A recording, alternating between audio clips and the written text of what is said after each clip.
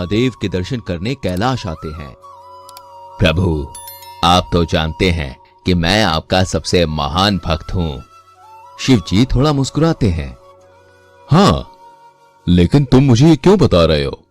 हे प्रभु, आपसे मैं कुछ मांगना चाहता हूं। वचन दीजिए कि आप मना नहीं करेंगे।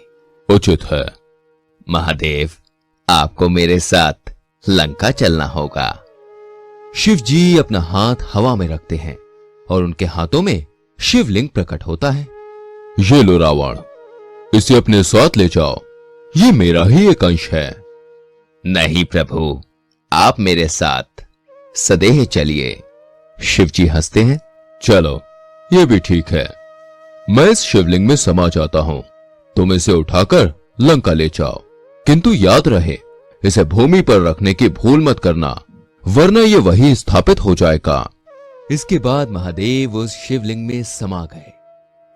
रावण शिवलिंग को लेकर लंका की ओर निकल पड़ा। पार्वती पुत्र गणेश को जब ये पता चला तो वो बड़े चिंतित हो गए और मन ही मन बोले, ऐसे कैसे रावण पिताजी को लंका लेके जा सकता है? मुझे कुछ तो सोचना पड़ेगा। गणेश जी ने रावण को रोकने के लिए बहुत सारी तरकीबें सोची, जैसे कि उसके रास्ते पे अपनी माया से कांटे बिछा दिए, जंगल में आग लगा दी और ना जाने कितना कुछ किया, पर रावण ने शिवलिंग को जमीन पर नहीं रखा। गणेश बहुत मायूस हो गए। तभी वहां विष्णु जी प्रकट होते हैं। गणेश पुत्र, जहां पे बुद्धि के प्रयोग से काम बन जाता है, वहां अपने बल का व्यर्थ प्रयोग कर रहे हो। तुम कोई तरकीब सोचो। हे नारायण, मैं आपकी बात समझ गया। देखिए आगे आगे क्या होता है। विष्णु जी गणेश जी की बात सुनकर मुस्कुराते हैं और फिर वहां से ओझल हो जाते हैं। गणेश जी ग्वाले का रूप लेकर रावण के पास जाते हैं। आप कौन हो और पत्थर लेकर कहां जा रहे हो? मूर्ख बालक, कौन हो तुम जो लंकापति रावण को नहीं जानते? और दूसरी बात, ये कोई पत्थर नहीं है, ये शिवलिंग है, इसमें मेरे भगवान हैं।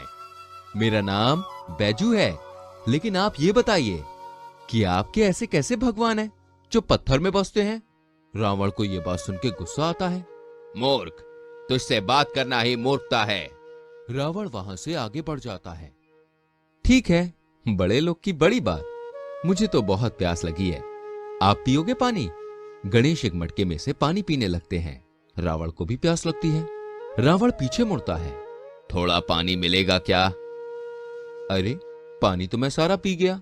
रुकिए, मैं आपके लिए पानी लेकर आता हूं। गणेश पानी लेने के लिए जलाशय के पास जाते हैं और हाथ जोड़कर और आंखें मूंद कर खड़े हो जाते हैं। हे वरुण देव, प्रकट हो। इसके बाद वरुण देव प्रकट होते हैं। शिवांश, मैं आपकी समस्या जानता हूं, आप चिंता मत कीजिए। मैं अपनी माया से ये जलाशय का सारा पानी इस मटके में भर देता हूं। आप ये रावण को दे देना। ये पानी रावण के पेट में जाकर जलाशय का रूप ले लेगा। इससे उसकी प्यास कुछ ज्यादा ही बुझ जाएगी। वरुण देव अपनी माया से जलाशय का सारा पानी उस छोटे से मटके में भर देते हैं। धन्यवाद वरुण देव। इसके बाद वरुण देव ओझल हो जाते हैं। गणेश जी वहां से रावण के पास जाते हैं और उसे मटका देते हैं। रावण एक हाथ से मटका लेकर पानी पीता है और वहां से चलने लगता है। लेकिन थोड़ी देर बाद रावण के पेट में हलचल होने लगती है। वो रुक जाता है। क्या हुआ रावण जी? पानी तो पी लिया, लेकिन अब मुझे मेरी लघु कंशा के निवारण हेतु जाना होगा। क्या तुम थोड़ी देर के लिए ये शिवलिंग पकड़ोगे? लेकिन अरे पकड़ो ना, थोड़ी देर की ही तो बात है।